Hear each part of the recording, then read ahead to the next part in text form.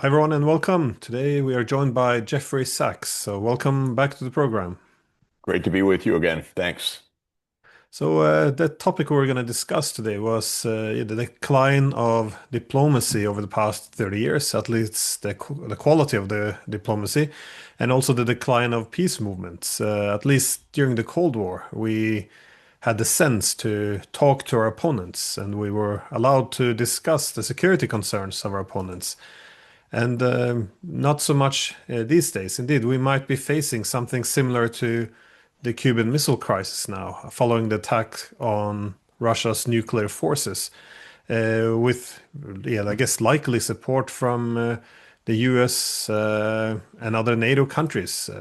Yet I'm seeing nothing of the sort. Instead of scrambling to prevent Armageddon, our media and our governments appear to be leaning towards celebration. How can you explain this madness? Because this is obviously, well, this was not normal in the past.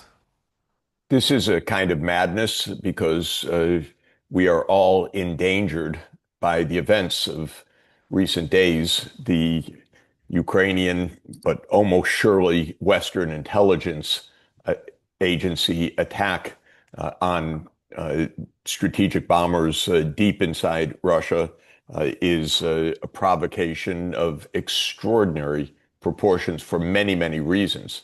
Uh, and yet, it, as you say, is being discussed as if it's a victory in a video game, just another clever notch rather than a profound destabilization, further profound destabilization of the nuclear arms framework.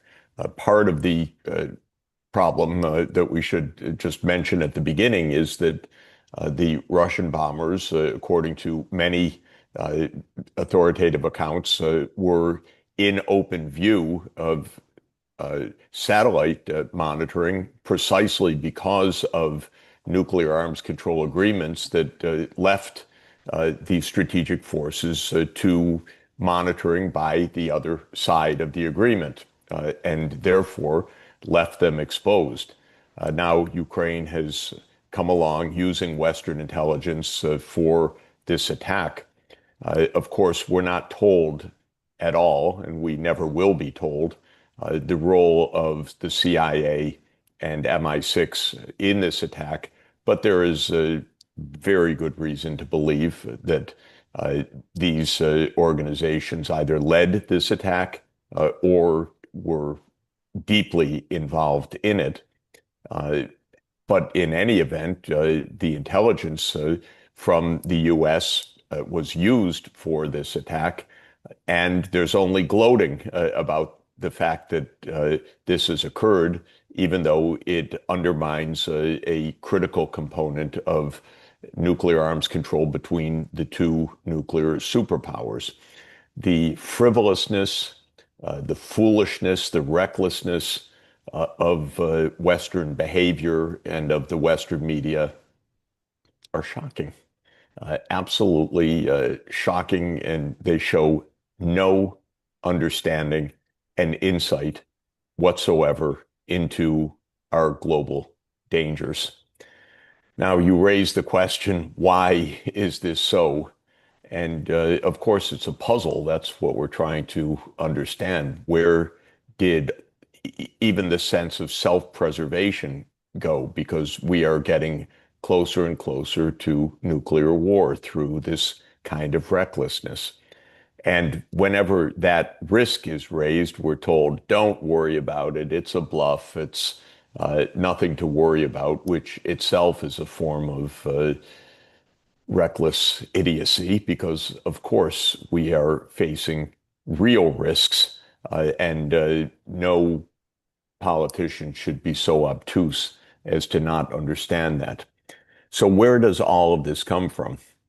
I think probably at the core is the profound arrogance of the US government and of its allied intelligence agencies after the end of the Soviet Union. I think, in one sense, all that we are experiencing of the last 34 years since the 1991 demise of the Soviet Union reflects a shocking arrogance of the United States security state and of the CIA, which since that moment has felt that it could act with impunity, that it could act unilaterally, that it could abandon all treaty frameworks and all agreements.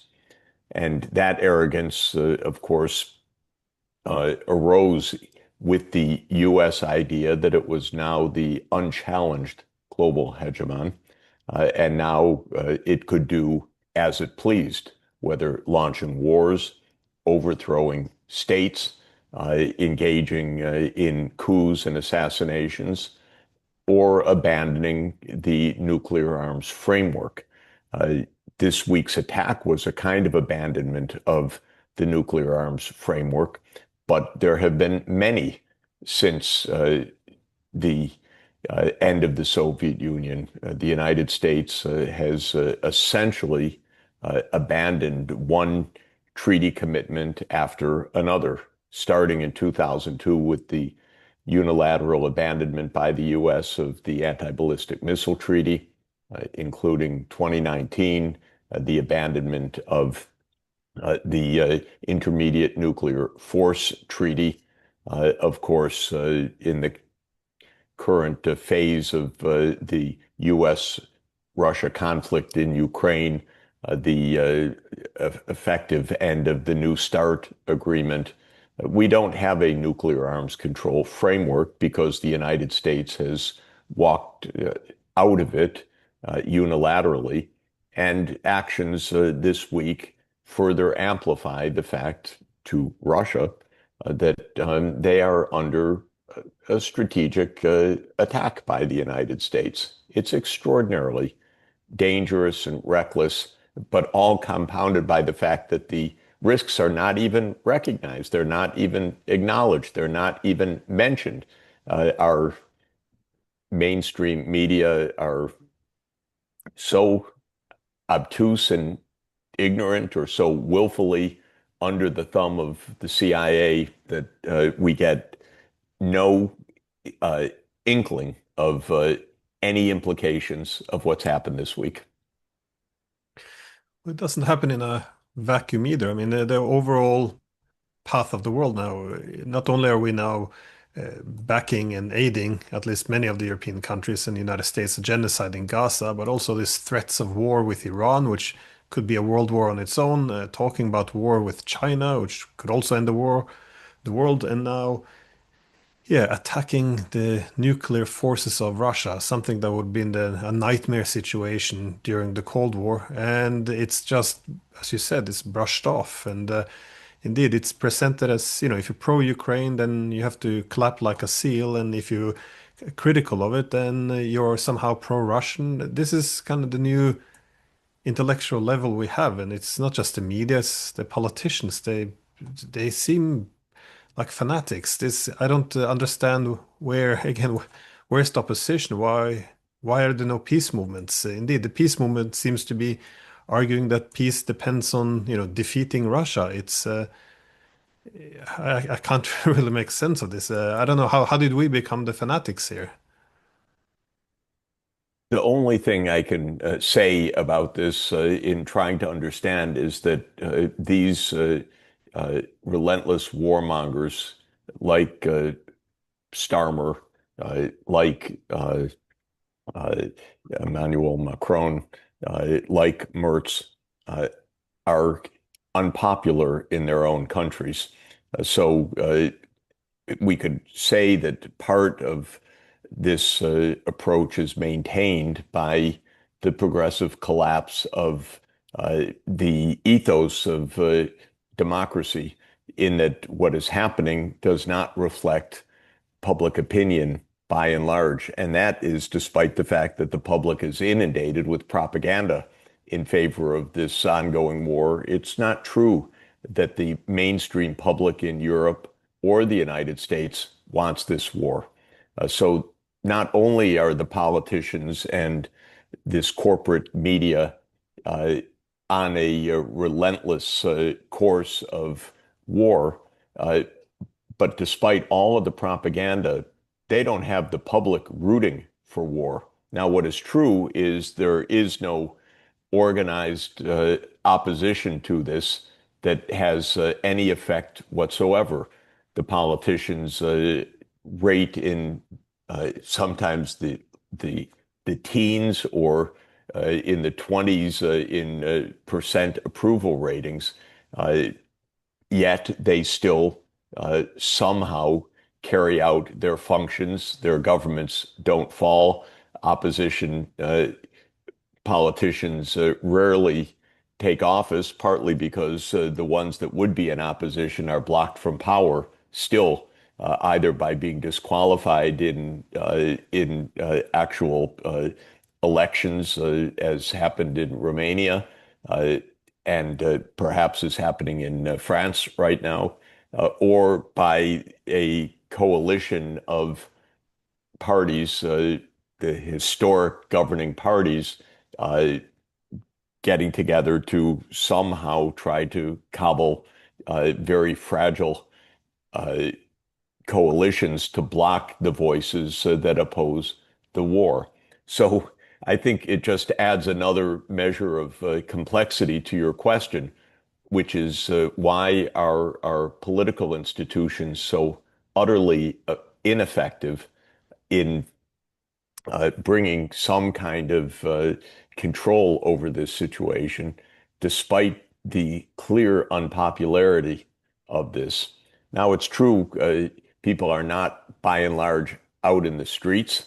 Uh, that raises other questions, though that's not a very effective form of control over foreign policy.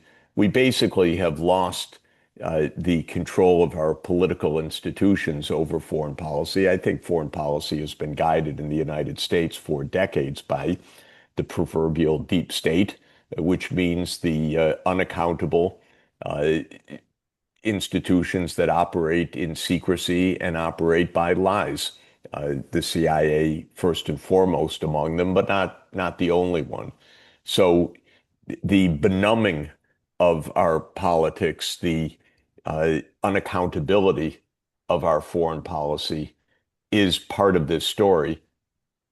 Again, it is born in the arrogance that took over American foreign policy, and apparently, and to my surprise, that of the U.S. vassal states in Europe to an incredible extent after 1991. But there is a kind of benumbing of this effect, a deep cynicism and skepticism throughout the West that our institutions are actually working.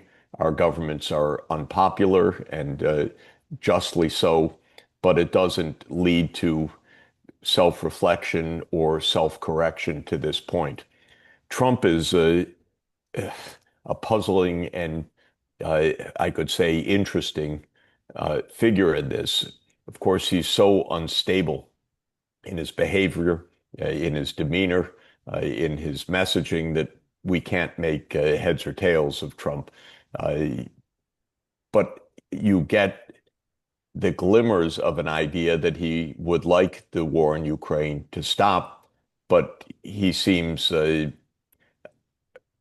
incompetent or unable to do so, maybe simply not in control. Uh, when you take an event as just occurred, where Ukraine has taken an action that is profoundly dangerous and destabilizing, there's not a word from the White House, not an expression of concern.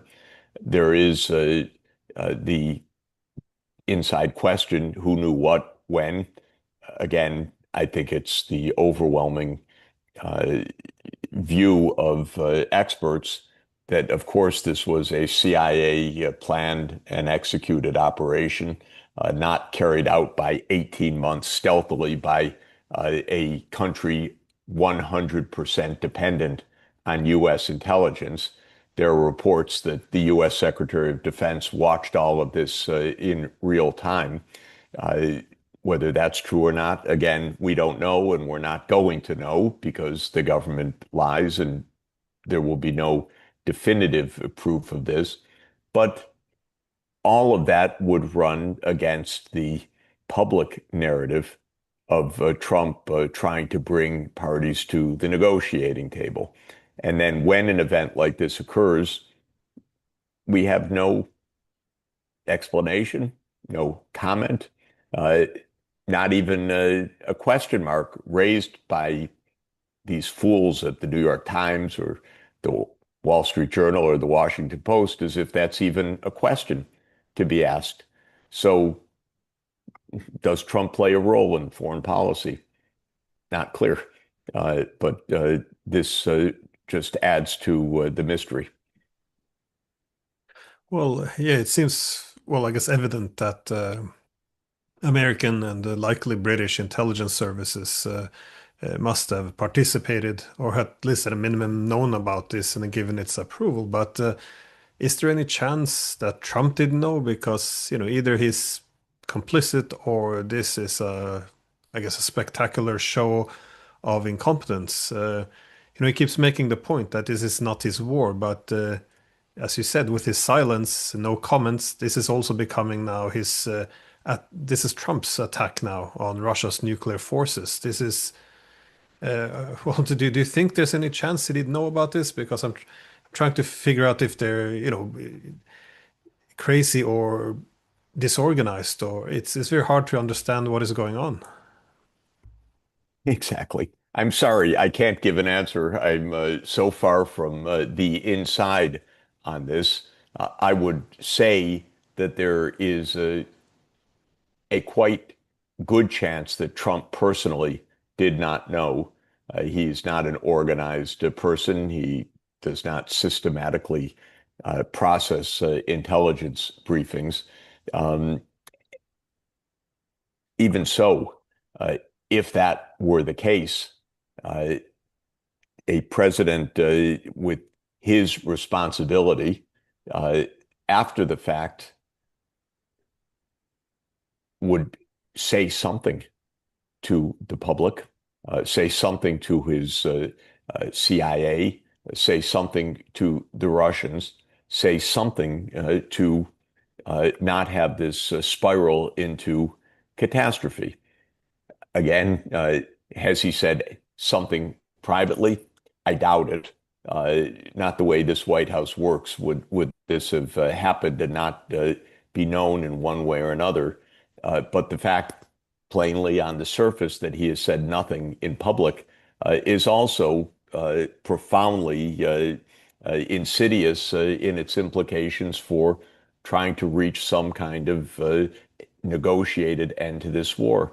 Really, how can Russia negotiate a peace if complex intelligence operations attacking the absolute core of its national security are undertaken in this manner in the same moment that peace negotiations are being pressed by the United States? The answer is it can't. Uh, Russia can have no uh, trust, of course, whatsoever in the regime in Ukraine. That goes without saying. But Russia cannot have trust in the United States government under circumstances like this either. It makes it extraordinarily difficult to see any prospect other than ongoing war. That, it is widely argued and believed, is the deep state intention.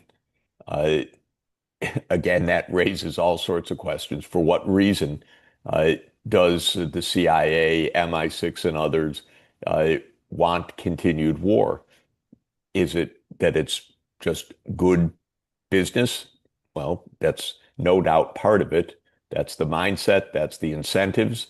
Could be true for Zelensky and his gang as well, that this is just the money-making operation. It's their business operation.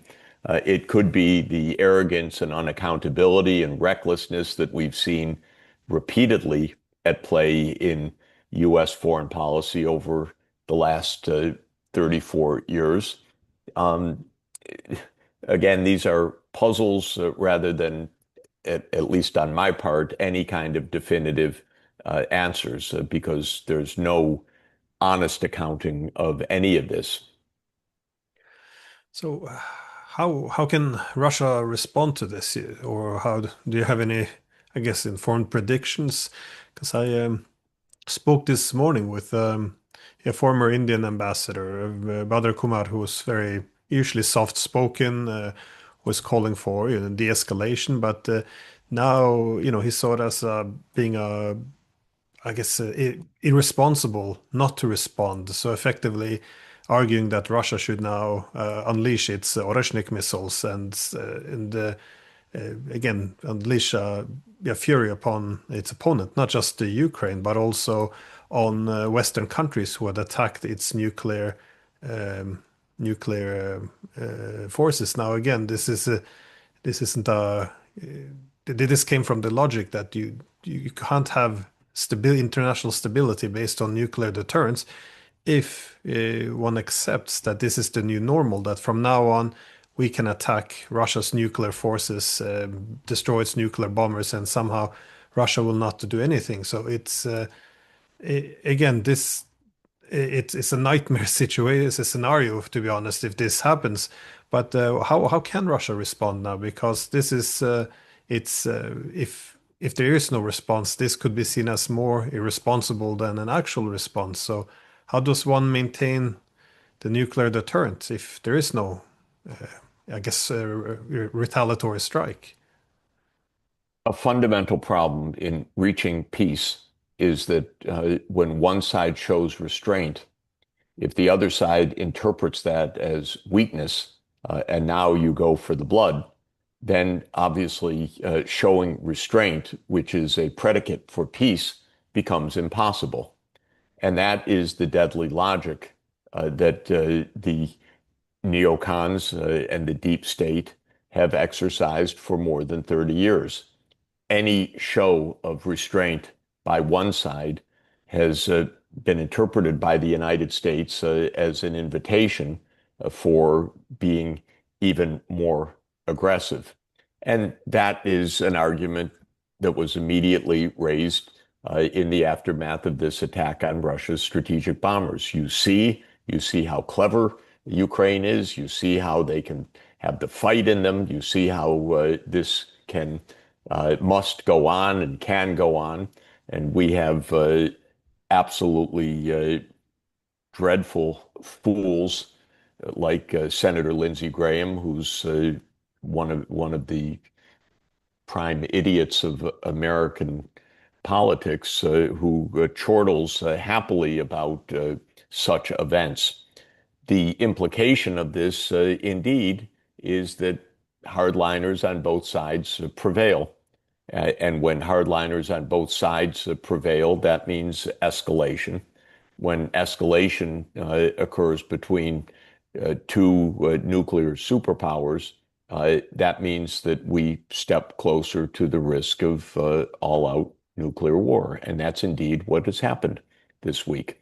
I hope against hope that Russia would not attack Germany or Britain or the United States in retaliation for this.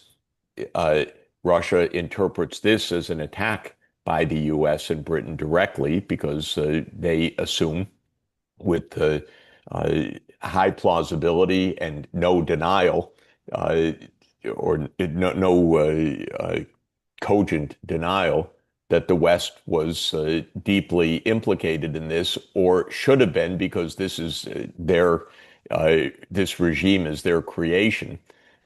So Russia's view is yes, there is that responsibility of the West. If such a direct attack were to occur, we would face easily and obviously a spiral to nuclear war. What I think is more likely and more plausible is that Russia interprets this as basically the need to militarily defeat Ukraine And this is what former President Medvedev said immediately after this attack. Well, that this is clear. It means that the Ukraine regime needs to end. And I think that that is the plausible reading of all of this. So I believe that it means an escalation of the war in Ukraine.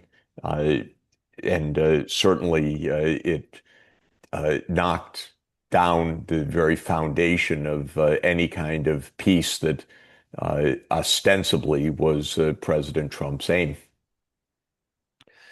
Well, my final question is, well, what was intended to be the first question, which is uh, why we no longer discuss security concerns of our opponents? Because again, the point of departure in international security is if you want to enhance peace, you need to, discuss mutual security concerns, finding a way of mitigating it, um, and in the absence of this, the only way you can have security is, well, defeating your adversaries, well, attacking their nuclear forces, destroying them on the battlefield.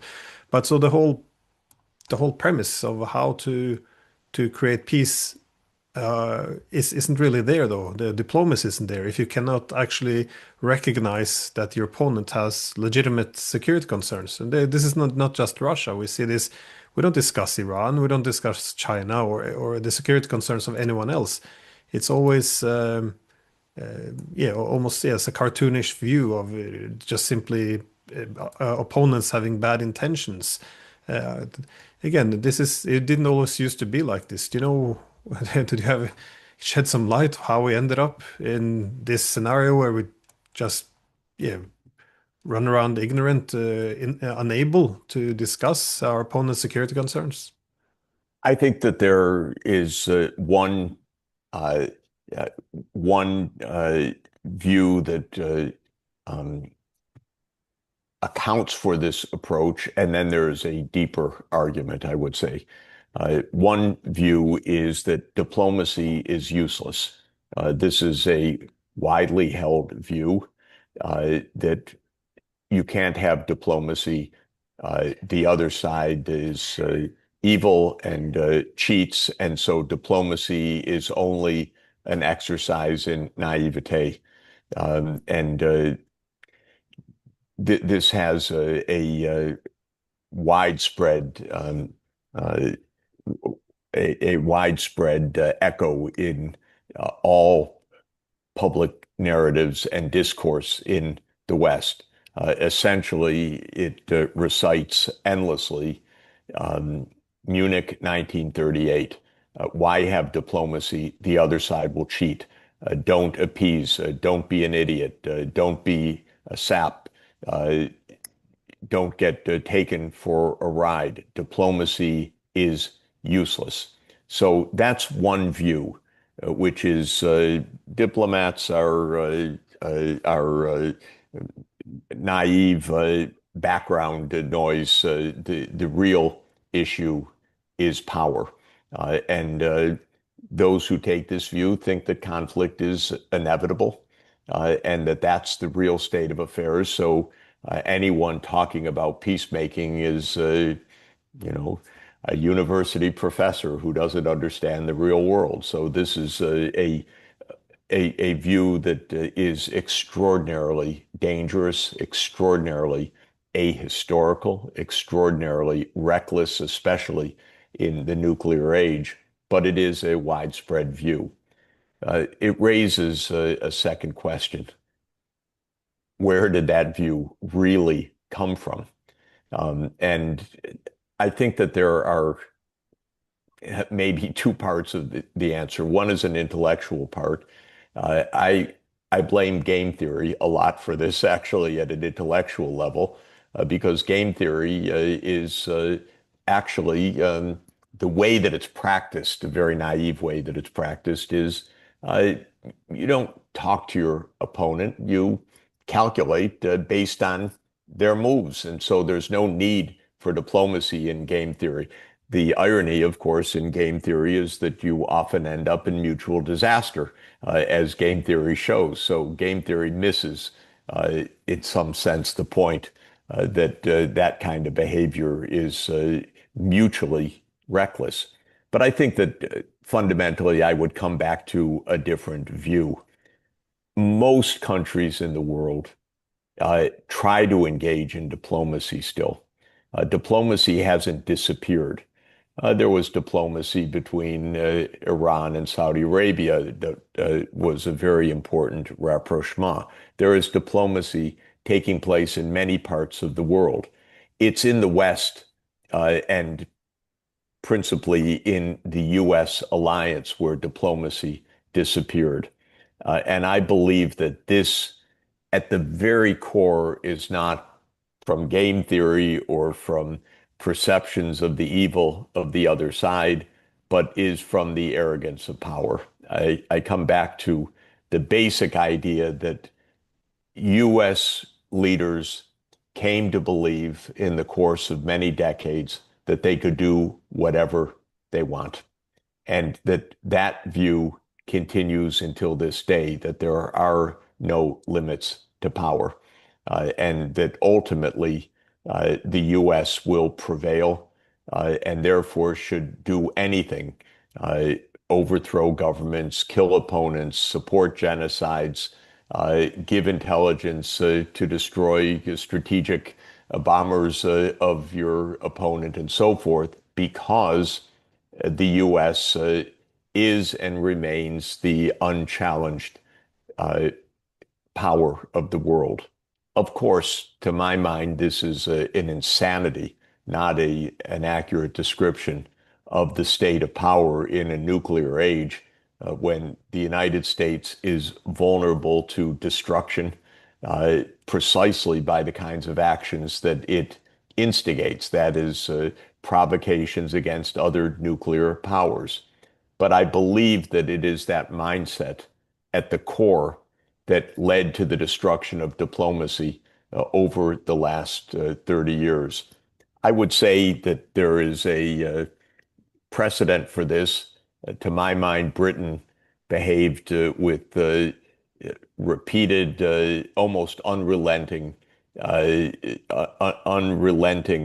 lies and cynicism during its apogee as a world hegemon. And Britain never abided by treaties, always broke them at convenient moments, always viewed power as the ultimate issue. And that view came from Britain's superiority of power, not from the logic of conflict and the logic of peace.